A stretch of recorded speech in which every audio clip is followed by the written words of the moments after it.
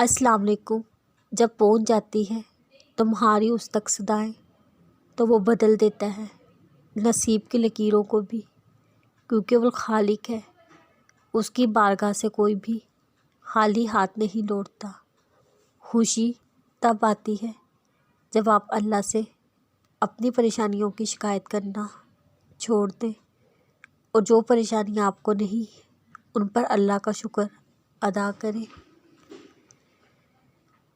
جو دعائیں پوری نہیں ہوتی وہ تہجد میں پوری ہو جایا کرتی ہیں۔ تمہاری منزلیں اب دور نہیں، تم دعا کے لیے ہاتھ اٹھاؤ تو صحیح۔ آنکھ آنسو بہاتی ہے، دل غمگین ہے، مگر زبان سے وہی نکالو جو اللہ تمہاری زبان سے سننا چاہتا ہے۔ بے شک جدائی غمگین کر دیتی ہے۔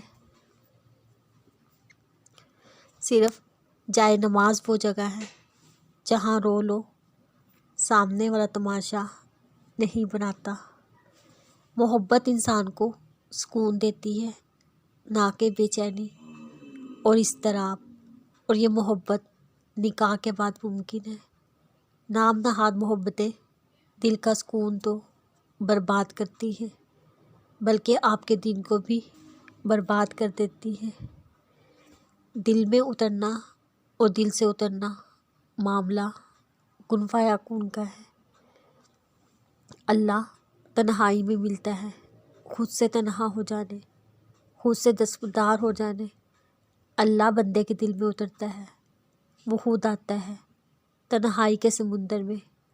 محبت کی عظیم و شان لہریں، اس مقام پر صرف اللہ ہے اور کوئی شے نہیں، حتیٰ کہ آپ بھی نہیں۔ یہاں صرف اور صرف اللہ رب العزت کی ذات پاک ہے۔ وہ انسان کی شہرک سے بھی زیادہ قریب ہے۔ شہرک سے بھی زیادہ کیا قریب ہے، خیال